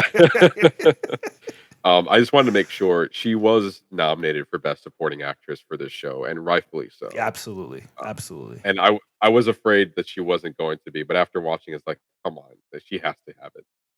And then also for Michelle Williams, She's nominated, I believe so, right? yeah, yeah, she is nominated for Best Lead Actress. And I guess she might have had a producing role because they're also giving her credit for the series itself. Yeah, So maybe it's she, limited series, right? yes. Yeah. So like Michelle Williams has always been a fantastic actress. I mean, even looking here, she's nominated for 5 Oscars. Never winning one, but nominated 5 times. Most recently for The Fablemans that came out in 2023. Yeah. And Which she was but also yeah, fantastic in. it was also fantastic, and yes. But yeah, one I wouldn't say it's a sleeper hit because I think people were talking about it, but it just goes to show that FX, man, they put out quality content. They Um, absolutely do. and like we haven't even talked about it. I have not started it yet, but FX is now airing Alien Earth, and I've Yeah, heard nothing but fantastic things about that show. I'm very much looking forward to watching it. But again, Dying for Sex, like this kind of a show that maybe not might fit in the FX branding of it all, but I think it also very much does that as well. As the yeah. next show we're also going to talk about is also from FX, so like they have quality television shows. And now, as we move on, talking about The Bear season 4. Ernesto, your thoughts? Man, what a great season.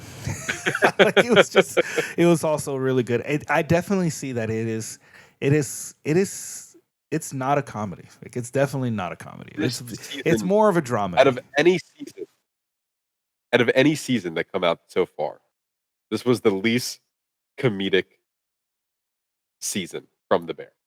No, but also I feel like it was one of the most important. I mean, we got a lot of big character changes, like a lot of this season had a lot of character growth. I mean, obviously the wedding episode was like over an hour long. Yeah, I actually really like that wedding episode with Carmi and Uncle Lee with Bob Odenkirk and Jeremy Allen White. That back and forth that they have in the kitchen during the wedding, I thought it was a yeah, fantastic scene. Also, again in that same episode, when the bride is dancing with the uncle, the guy who's yeah, funding everything. I can't. They call him Uncle, but he. I thought, because she was worried because her family wasn't there for her, but yet the Berzados, the Berzado family, right? Is yeah, that their name? yeah, The Berzado family is like still there for her, even though like she's not even like connected to them anymore. Like, but that's just how they are as people. Like they just like once you're a Berzado, like you're always a Berzado. And I just thought it yeah. was a beautiful moment because like on a day of her wedding, like her family's not there, but yet these people who she seemingly has called their family all showed up for her. I mean, they're all sitting under the table talking to her daughter. And what I thought was really funny is like we get that table scene and like everybody goes underneath the table. And when you go to underneath the table, it's like, okay, well, this is clearly not the same space. Like, look Yeah. at how they crouch underneath the table. And then when you go to the table, it's like, wow, this table grew. Like this table got really tall, and there's a lot of space in here now. Like, but it I was think fine. that I was a did love really it. Yeah, fun scene to have. yeah, I agree. It was. I loved it. I thought it was really great. I Uh, mean, this is a I big I thing. Go ahead. I think this season alone just kinda emphasizes that, a lot of people didn't like this season because it was not what the other seasons were, and I can 100% understand that sentiment because this show felt like, at this point, you are here for the characters, you're not here for the chaos in the kitchen anymore. It's how they feel internally about their surroundings as well as at times the restaurant the industry. But it's more about, anxiety, stress, we have, the drive of perfection, the drive of wanting to like recognize that you have a problem and wanting to go out and fix it, or you need to step away from a situation to to work on yourself.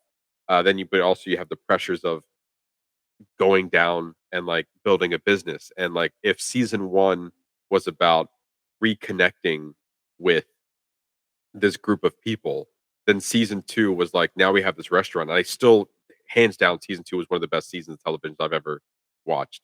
And like you saw like each person individually grow as a person and also want to all work together to build this restaurant and make it their own. And then you have season 3 is like the chaos of what that restaurant kind of brought and the stress that brought. And then I feel like now season 4 is focusing on those characters a little bit more. However, it was less about the stresses of the kitchen and more about the stresses of what they're going through in their lives. Yes, I agree with you, and I also think additionally the season is about like truly dealing with the root cause of whatever trauma is guiding Mhm. you through life and realizing that if you want to do exceptional things to get whatever to the next level of that thing is, like you have to realize that these things that you are hindering yourself, like you are your worst enemy. You are the That's what I got from this, like at the very end, especially at the Yeah. very end when Carmi goes to his mom, and they have that moment where she's in the In her house, house. in her Yeah. house, and she's like basically apologizing for all the harm that she's caused him, and he was already at this acceptance place. He's already like kind of experiencing this growth. We've seen this growth with him as a character where he's like listening more and just accepting more and being more open to what other people want. We saw that with Sid when she wanted to make menu changes. Like she had no notes. He was just like, okay. Like he was very much more accepting of what is as opposed to trying to make it what he idealized in his head. Like Right. and to sit there and listen to him, like he seemed more so mature in that scene when he's sitting there and he's listening to his mother unload like her trauma onto him and basically her begging him for forgiveness. And just thinking about it, it's like it's very Yeah, emotional. but you can like, tell that that was really hard for him to do that. Like yes, Jeremy Allen White did such a great job of like feeling uncomfortable and but also really trying, really trying to be there for his mom and allowing them to have that space to have this conversation and really just for her just to unload onto him. And you can tell like he's like you can feel at any moment he just wants to like get up and leave. yeah, But like but but he he can't. wants to go off on her about like what's troubling him, like and all the trauma that she's caused him. But like he in that moment he realizes like, well, you did those things is because you were hurting and you didn't know how to deal with your trauma, and he's like that's literally what I'm doing to all these people. Like I'm just cascading my trauma onto them and making it hard for them to do the things they want to do. So he's like doing the same thing where like let me just sit back and listen, and he was willing to forgive her. And like I love how it ends where she just goes on rambling back and forth, and he literally just like stops her. He's like, I'm gonna make you something to eat. And he Yeah. just makes her something to eat. And I felt like that was just like for her, like she just you could tell she felt like so taken care of, and like Yeah. that was the moment of relief because now they can move forward to rebuilding their relationship for the rest of their life. And it was just so it was a beautiful, well earned moment within the series itself. Like this is a Yeah. huge character moment for both of them, and it was so earned in that moment. Like it was just a beautiful scene. It was also in that same moment where, like, a few episodes back, we had the wedding, and she was hearing and has always heard all these great things about her son that she's never experienced because of the decisions she'd made when, there were kids and, the growing up. And now I think at that moment when Carmi was like cooking her food, she was able to feel what which she's already known about her son, but actually get to see and feel what other people were always talking about her son about, and she was able to get that same reception from her son in that moment when he's cooking her food.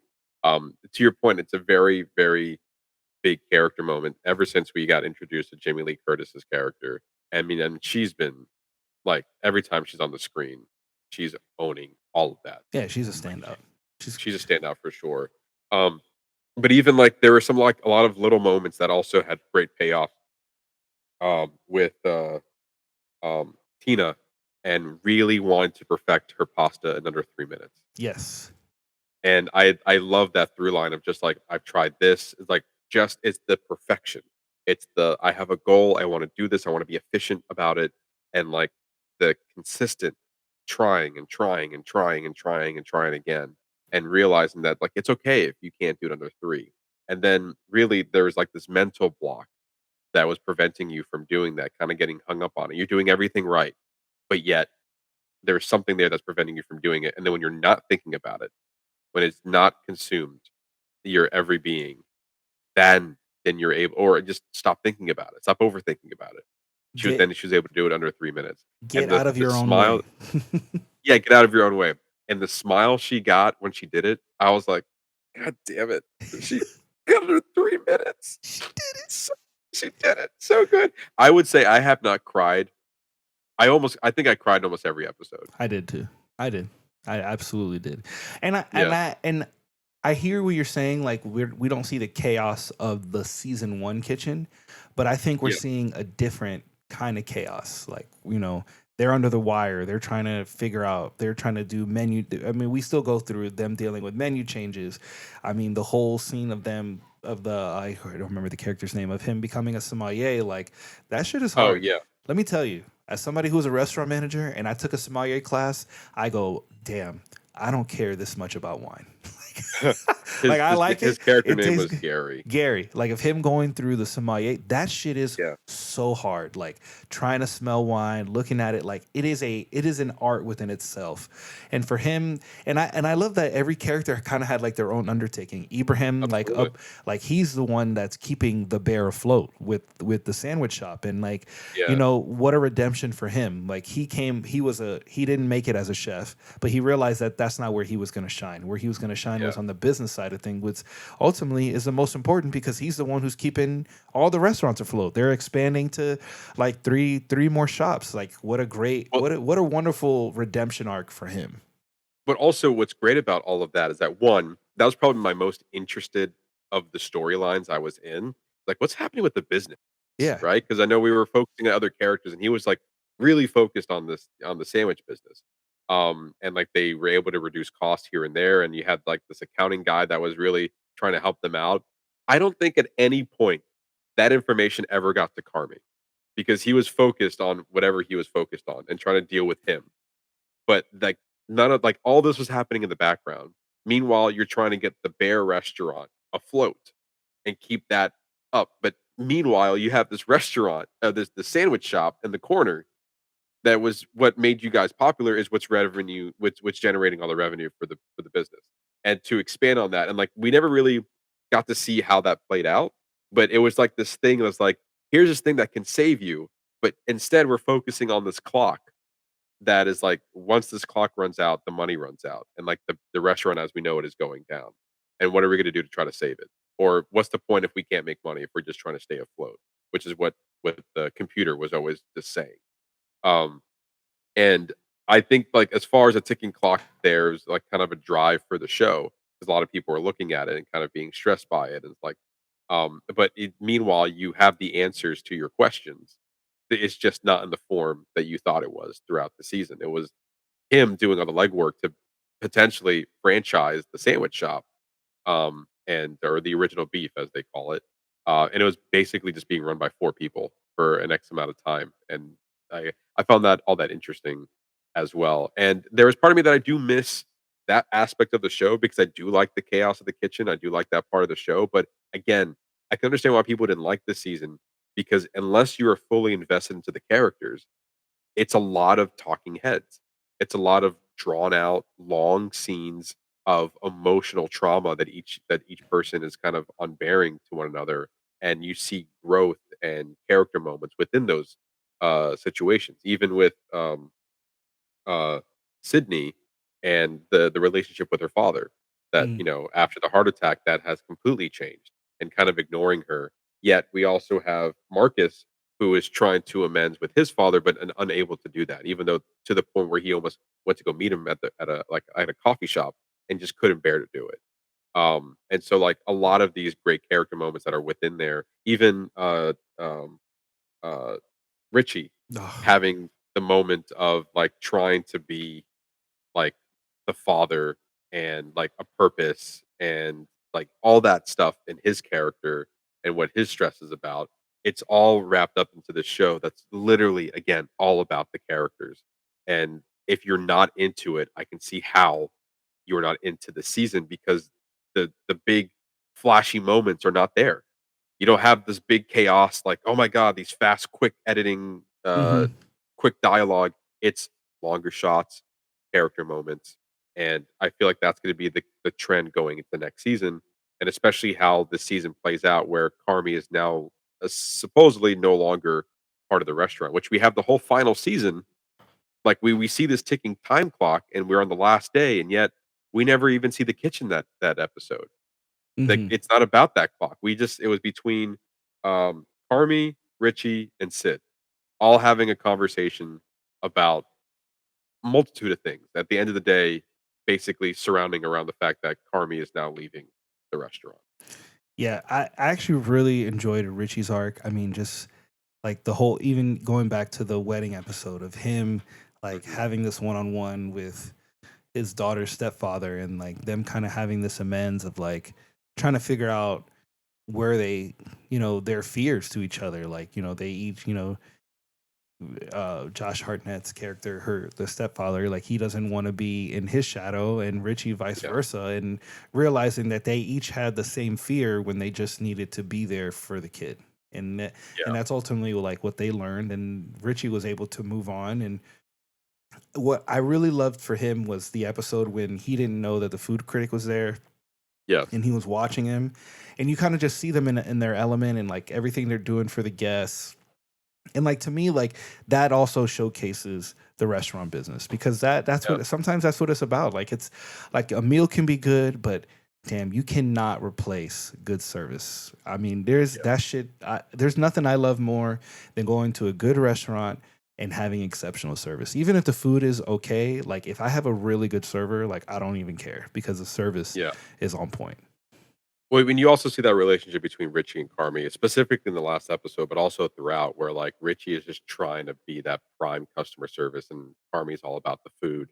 And then when they brought in the original beef sandwich, where it was a treat for the guests Yeah, because they've always wanted to try it, um, they like Carmi was like, he's like, "Hey, it's not perfect," and Richie's like, "It doesn't matter. We have to go, go, go." And then like he was able to like, because it was just like a normal sandwich, yeah, and that he quickly picked it up, cut it into little pieces, gave it little pizzazz, and like now it has like, here's the generic food that you serve, but now we're giving it a high quality restaurant vibe, just a yeah, better presentation. yes, And then like you can see that like Richie paused and be like, that was good, Carmi. That was thanks. And like they they're on the same team, but they're always at odds with one another. But I feel like those small moments also just curates of like the complexities of each character and what they provide for the show. Even like having Will Poulter there as a more recurring uh, character, I loved it. he's great. Bringing back bringing back those certain characters that were part of Olivia Colman's restaurant in the season prior, and then now they're working for the Bear, and like, 'cause I like those characters there, and then they kind of found a way to bring them into here. Yeah, again, it's another great season of television. I understand, again, like I said before, how and maybe why you weren't feeling this season for certain people, but I'm locked to these characters. I do think that I would like to see this show end after season 5. Yeah, you got one more. I You got one more. I don't think, as of currently, they have not announced that this is the final season. They just said that it has been renewed for a season 5. But I think I would like to think that these days are numbered. I don't want them to go too far.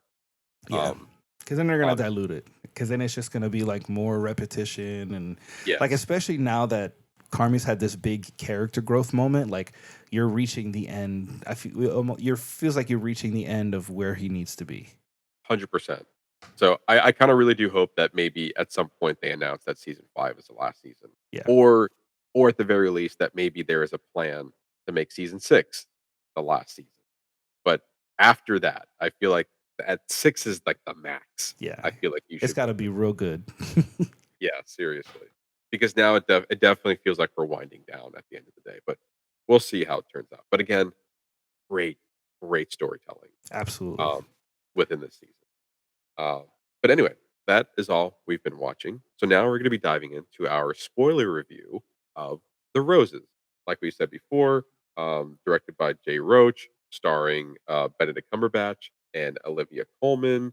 A comedy film that we were interested by the marketing. We saw the trailer and like, this movie looks funny. I feel like it's been a while since we've seen like a really solid comedy, like just a straight comedy going to theaters. And as a look to the trailer, Ernesto, your thoughts on The Roses? Um, I liked it. I think that I liked the trailer more. And if for me, it feels like a lot of the great moments were in the trailer. Like a lot of the key moments were in the trailer, and I mean, there's some good moments that they save for the film, like watching the sail fall off the top of the building, and like Yeah, I thought that was a pretty funny moment. Um, I think him and Olivia Colman pair well together. I think that they play off each other very well. Um, it was an interesting story. Like you get these two people who are like driven by their narcissistic behavior, and then they have kids, and then it's like them trying to navigate their egos and what that and how kind of like what that turns into and like what that eventually evolves into the end of the movie. it was interesting. I enjoyed watching like the premise, like the rise and fall of their relationship, like having the house be the cause of their death, like both of their narcissistic behavior caused it. Her old ass stove that she needed to have Julia Child's original stove in her house, Yeah. and him like having the AI like built into this house, and then he has the AI start a fire, and then not knowing that the gas went off, and like very cheesy till death do us part. And then I do like that. Like you don't get to see anything, and like it just cuts to the credits. Like you will, like you Yeah. don't need to see the. It's like either show me nothing or show me everything. And I like Yeah. that they showed me nothing, so then it's left to the imagination of the viewer of like how that event proceeded. We all know what happens, but it's just Yeah. us. I think getting the execution of that moment is probably is what I really enjoyed. And Yeah, there's some I funny feel moments. And there's like a lot of fun. There's some funny moments throughout the film. yeah, and I think I 100% agree with you. The trailer was way funnier than the movie itself. I think I was expecting nonstop laughter, but also, I'm kind of keeping track of the runtime as I'm watching this movie, which is not something you want to do. But Yeah, I was curious. I was like, isn't this movie about them like fighting each other? Like, I thought we were gonna like at the very beginning. Like, I thought the very beginning was very funny because they're sitting in the therapist's office and they're like you can see that they're actively getting a divorce. But then it takes us like an hour to get back to that scene. Like, here's this hour of story that to yeah, get back to this point here. And I'm thinking like, so this whole time, I'm like, so when are we gonna get to the divorce part? yeah, Like like that because that's what for me the trailer sold me on. It's like here's these two people who are going through a divorce and their egos are preventing them from like doing this civilly, like in a civil manner. Like they're just at each other's throats. They hate each other. And there was a lot of this movie that they didn't hate each other, but yet we saw it slowly form into hatred. yeah, And I don't think that like that was a movie that I was expecting, I guess, without really knowing any of the material that or the book or the movie that came before. Like yeah. I knew nothing about this type of story, so I expected to be like these two people that are at war with each other while they go through a divorce, and that's not the story that I was given. So I think for me, the trailer gave me a different movie, and then my expectations kind of brought the movie down a little bit. And then again, now as we have this conversation, I'm reassessing what this movie is and what it's trying to say rather than one that I expected going in because I feel like the trailer presented a better movie than what the movie was. Yeah, I mean, just looking at the poster, Allison Janney there, fantastic actress. Guess what? Yeah. She's in one scene of the entire movie. Yeah. Maybe five less than 10 minutes. Now, granted, she's funny. Like, it's a very Yeah. funny scene with her and Andy Samberg and Olivia Colman and Benedict Cumberbatch. I thought, it's a great execution as Olivia Colman's lawyer. But guess what? We saw that scene in the trailer. Yeah, we did. And I also feel like in some ways that I know they weren't supposed to be likable, but the characters I feel like were never likable. They were always No. assholes from the beginning. And like Yeah. you never saw the other really appreciate the other's success. And they were again their own personal egos. And like there were some nice gestures they've made to one another, but they never really didn't seem like they cared at all about the other's successes or failures or even be there to support each other. Like, especially when there was the downfall of Benedict Cumberbatch's career that happens on the same night that Olivia Colman has this huge, like, win on her restaurant. And, like, that was the night that everything changed. It literally Yeah. flipped. The storm Um, that came in ended his career but kickstarted hers. exactly. And so, like, there was never a moment where Benedict Cumberbatch was really into and appreciative of her startup, and like you can tell that he wanted to be, but not really. Well, sorry, she was like trying to downplay it. It's like, oh, we got a good review from a website, in the same vein of how like he's literally watching memes and videos of his, uh, like of what was on the internet and the sale kind of coming down and everything and like he never cared about her success. If anything, he was always jealous of it. Mm-hmm. But then also within that process, it's like, well, this is the restaurant is booming. Let's you take care of the kids while I build this restaurant out, and it's only going to be temporarily. And then you see Olivia Colman's character get jealous of Benedict Cumberbatch because he's actually forming a relationship with their children, and she's focusing on her career. Which I feel like, if anything, on like the simplistic part of this whole movie was the more interesting part, in my opinion, of career driven, family driven, kind of here's how we're separating and what are we trying to do or not trying to do to make sure that we are trying to keep this ship afloat. I think, and also to that point, it also showcases that being hyper focused on that thing is also detrimental. Like, look at his Mhm. kids. Like, he, like, I mean, granted, his kids got this scholarship and they look, it made them seem like they went off to do good things, but like, they were like socially outcasts from everybody. They're in there, they're at the house party doing like clapping push-ups, and it is just funny. Like they went from like being thrown up, eating spoonfuls of sugar, into like running 5Ks and like being child athletes. It was funny. That part was Yeah, funny. it was really funny because I feel like came all of a sudden, like it was Yeah. very quick. Like it was a very quick shift for me of like it's like dad's making me run and mom used to give us treats. And like now they're like, "Oh, dad, do we have to?" And then like, is it a bad thing that because it didn't seem like they hated it at all. Like it feels like they came into more responsible young adults at Yeah. the end of the day. And like they were the better versions of themselves, Right? of the parents. That's a good point, because it almost seems like you weren't supposed to, like, you were supposed to hate that they did this thing, but you almost like were proud of them, because like look at them being all healthy, getting scholarships, like they're like doing shit. Yeah. And I don't know, and maybe that's him like trying to push the success he wishes he's had on his kids, because that's it too. Like some parents, they get so hyper focused on their kids that they try to live vicariously through their children. But even though this was under a comedy setting, it never felt like that they disliked what they're doing. It never felt like they were forced to do that. They were like literally like Benedict Cumberbatch and Olivia Colman were having like this kind of entertaining people at their home while the kids, like you said, were doing like clap push-ups. Like they weren't forced to do any of that. He wasn't I didn't feel like he was forcing them to do anything. I think in my eyes, he introduced them to Yeah. something and then they kind of ran with it. Yeah. Um And I think maybe it was just a contention because she was jealous because he did this Yes. amazing. I think maybe that was the premise of that. Like, he did this amazing things for your kids, and you can't even enjoy like what he did for them. He made them. He literally turned your kids into athletes. They were fat, sugar obsessed kids, and now they're these amazing individuals. And you had Which I no, think and part she had zero part of that. And I think maybe that's where Yeah. that's where the joke is that she had no. Even when she tried to go on a walk with them, like they were like, "Okay, mom, all right, you got to keep up." Yeah. But also, I think that again, that kind of forms a relationship because, like, even she was like, "Well, I had my period yesterday." And she's like, "Well, why do you tell me?" "Well, I called dad, and we were able to get through it."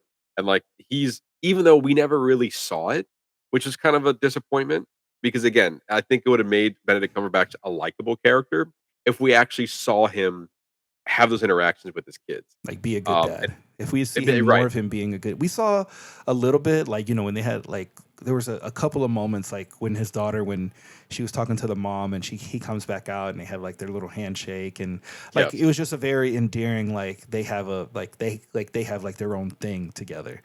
But Yeah, but that's the thing. Like we saw that there was a connection there, and obviously they gravitate more to the father because he's always around. However, because the movie wasn't focused on that, we never got to see an emotional moment with his kids. yeah, true, very true, very true.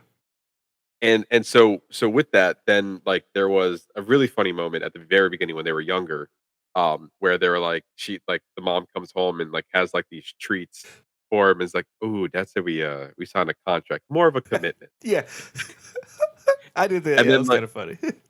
that was honestly one of the funnier parts of the movie that wasn't in the trailer. And then like she comes out and starts yelling at him, is like, "You made our kids sign a contract." He's like, "Well, it's more of a commitment." It's like About been like eating rehearsed. treat. I forgot what she said. Yeah, it's She's like they like, really she's like, "What the fuck did you do to our kids?" yeah.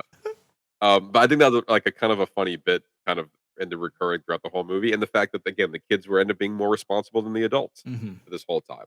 Because then I feel like again they were kind of just being brats at each other. Like again, they're fueled by their own ego and was willing to be destructive, especially toward the end of the movie when they were literally trying to get a divorce. and they were just like uh, personally sabotaging each other's career for because that they couldn't come up with a compromise of, in this case, letting go of the house. Yeah. Which again, I think they both had a fair argument. He built it, he designed it, but she paid for it. Yeah. It's It's his vision, but technically her it's her money. house. Yeah.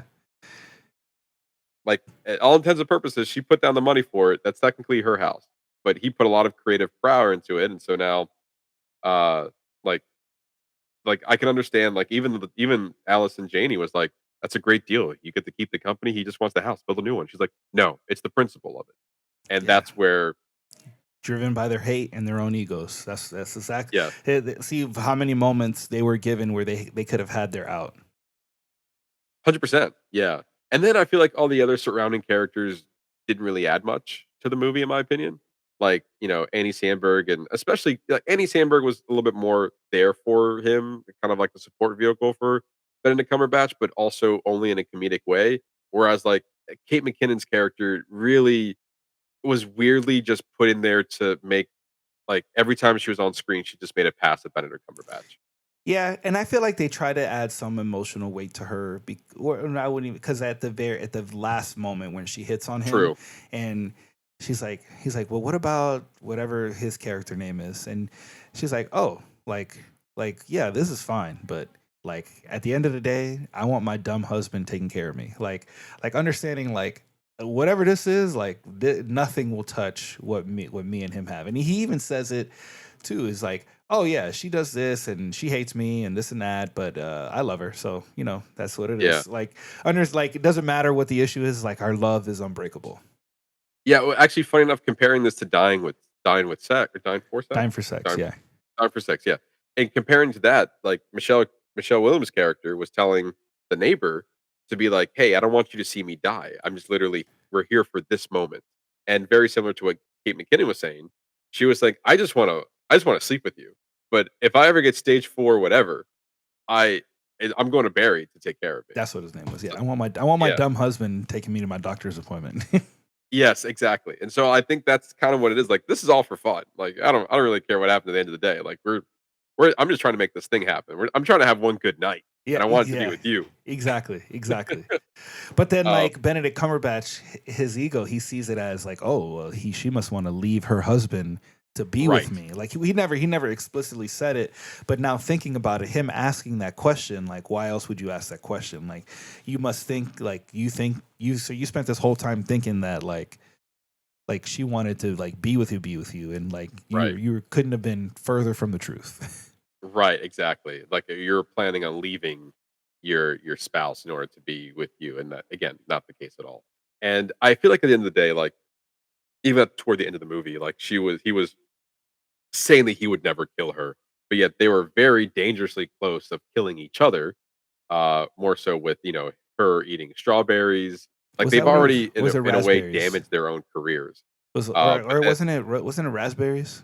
Oh, raspberries, sorry, yes. That Like, was kind of her like eating raspberries. a weird But the thing. Like she was just she loved him so much that she had to have him, that he just always Yeah. have an EpiPen. You know how fucking expensive EpiPens are for you to just have EpiPens on the draw for you so that you Yeah. can enjoy a raspberry. And then also, like, I mean, also they had a lot of money. So I that guess maybe that's true, but damn, this is rich people. that's so wasteful. Yeah, very true. And also, like, even, like, she at the very beginning of the movie, to your point, they're probably well off. And they're probably comfortable, but he quickly went to the drawer and, like, stabbed her just because she wanted to have a piece of cake that she made. Yeah, Uh, which is kind of crazy, which is dumb. Yeah, so, like, he kind of tricked her into eating that, forcing her to sign the paperwork, and then she comes out with a gun and then started shooting at each other. All in all, of, like, they somehow at the very end reconciled with their own hatred and like, no, I love you too. I don't know why we were doing this.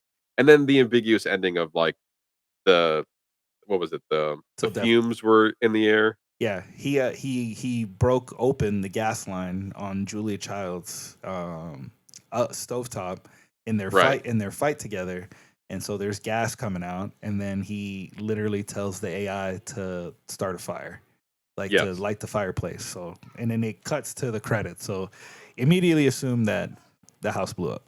That they both Right, the house died. blew up, they died to your point, they used the phrase "to death doeth part," and they literally, because of their own ego, were their own demise, as if the ending was if that had truly happened, then they were both their egos both, you know, led to their deaths immediately.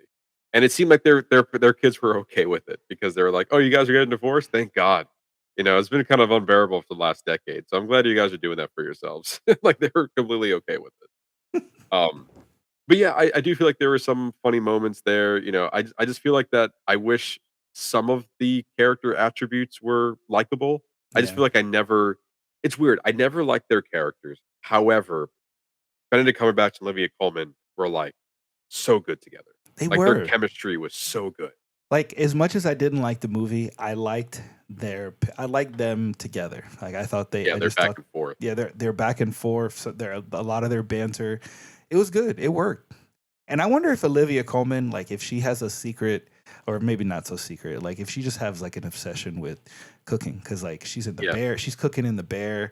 Like, I don't know, she's always in like these cooking projects. Yeah, to your point, I feel like there's another one too that she was also a chef. I'm not seeing off the top of my head here immediately, but I thought there was like one more project that she was a cook. I'll find it. But if not, yes, at least the bear and now. Because it was funny too, because I was even remembering, it's like I thought wasn't she another thing that she was like a chef and a pretty renowned one too and really successful and all that stuff. But maybe just those two.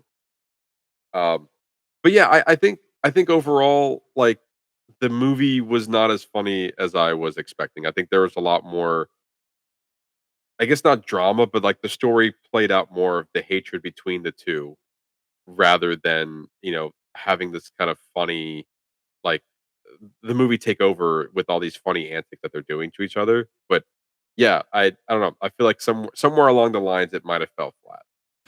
Yeah, I guess it's just sad because this is one of those where like I just wanted the movie to be funnier than what it was. Yeah. And it was funny. It Just had its moments. It had its moments. but the trailer was like it took all the highlights and like just put it right in there. Yeah, unfortunately, it did. Or even if it took the highlights and like found a way to edit it where it was like back to back funny and have a right tone for it as well.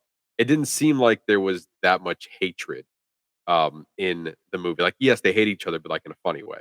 This was Mhm. like, oh, they're willing to kill each other for it. And I'm not laughing as much.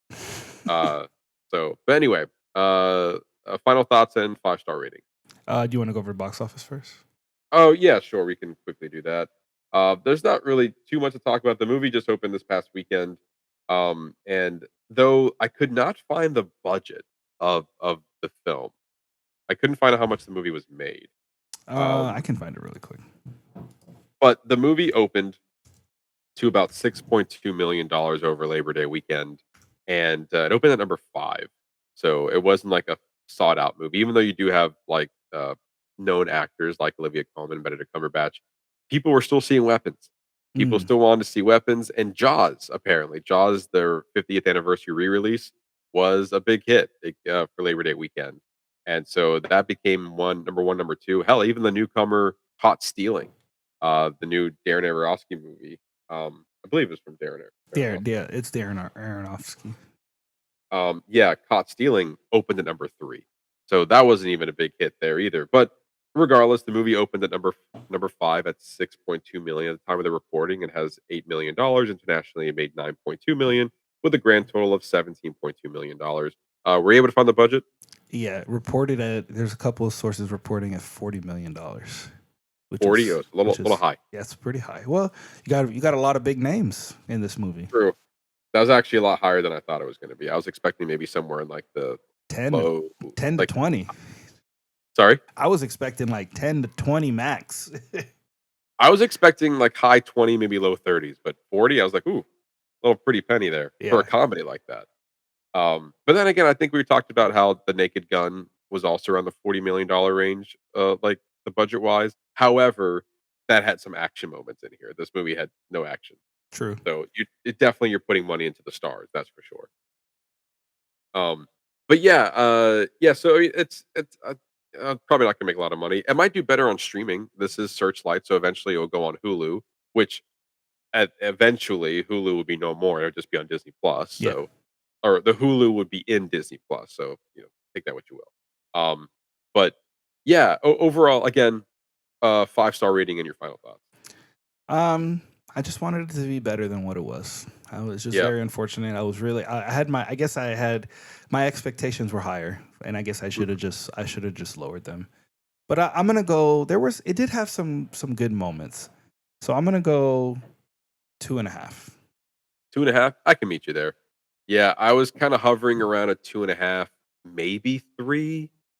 Uh, but at the end of the day, like I wish I laughed more. Yeah, Like I think the chemistry between Benedict Cumberbatch and Olivia Colman got me through the movie, but I just wish it was funnier yeah, than it was, because I think a lot of the time they were either hating on each other or kind of letting the story progress, and I feel like there wasn't a lot of like comedic beats per second. And then when we try to be funny, it felt just come out of hatred or just weird. Like Kate McKinnon doing her whole stick wasn't as funny, and then even them yelling at each other across the table at that dinner party also wasn't as funny as I wanted. It just felt like just more hatred. although it was So really funny when she goes, "I'm an empath, and I'm having a really hard time at this table right now." yeah, that was funny. Um, so yeah, it had its moments, but I feel like overall, as we were saying, it could be a little bit better. So we took a chance on a comedy. Yeah. I mean, again, the trailer, great job on the trailer. Like, hire that marketing team again, because at least the people who make trailers, they made a good one to get us into the theater to watch it. Yeah. But ultimately, doesn't live up to the hype. But I think it's ultimately worth the watch. I don't think there's anything inherently. Yeah, wait till it comes home for streaming. It's a good movie to watch at home. Yeah, like if you like, it's like, oh, I like these two people. So I think they're worth. I think that the pair Yes. are worth coming to. Yeah, I agree. Yeah. But there you go. That's our spoiler review on The Roses, and that's all the show we have for you guys this week. As always, you can follow us on our social media channels on Facebook, YouTube, and TikTok at Box Office Bingers, our X and Letterbox page at Box Office Binger, and our Threads and Instagram page at Box Office_Bingers. We all the fun continues on our social media channels. You can see our movie reviews on our Facebook and our Instagram page and our Threads page and our Letterbox page. You can see our lovely faces in form of shorts and other little videos on our Facebook, YouTube, TikTok, Instagram, Threads. It's all there, as well as our movie reviews. Like I just said, I'm repeating myself now. Our entertainment news, that's right, our new to stream Fridays and our box office Sundays. I knew I was missing something. We say the box office numbers every Friday. There you go. It's all there. I feel like I just started rambling at that point. It's like, yeah, we do that. It's like, no, I said that already. And then, yeah, we do that too. And it's like, oh, fuck me, I said that too. yeah, I said that was ready. And then, hurry up. I was like, all right, I got you. Tell us where they can find the things. You said that already, you dumbass. Yeah. Tell the people what they can look forward to next week. Well, next week we're going to have a special guest. We are going to be reviewing the new Spike Lee movie, Highest to Lowest. That's going to be on Apple TV Plus as of September 5th. As of September 5th. So be on the lookout for that. I'm very excited. We got a couple of exciting episodes these next couple of weeks. Yeah, we have a busy September, and I'm looking forward to it. Yeah. As we kind of go into, again, last week we wrapped up the summer. Now we're going into the fall. We have a lot of interesting movies coming out. Ones that maybe are getting some award attention, some interesting horror movies. In October, we have a lot of building up to the blockbusters of the fall time. Then obviously November, we have a lot of blockbusters coming out then too. So we are kind of excited to kind of round out the rest of the year. We have a lot of great stuff coming up and for the rest of the year. But yeah, I'm really looking forward to Spike Lee's new movie, Highest to Lowest, starring Denzel Washington. And it had a limited release in theaters, but it's coming to Apple TV Plus this Friday on September 5th. So yeah, I'm very, very excited for that episode. So be sure to come back and listen to this. Listen to that episode. And again, that is all the show we have for you guys this week. We'd like to thank each and every one of you for listening to us just talk about movies. We really do appreciate it. Come back next week for more movie fun. You're not going to regret it. But for that, I've been your host, Matt Diaz. Ernesto Santos. See ya.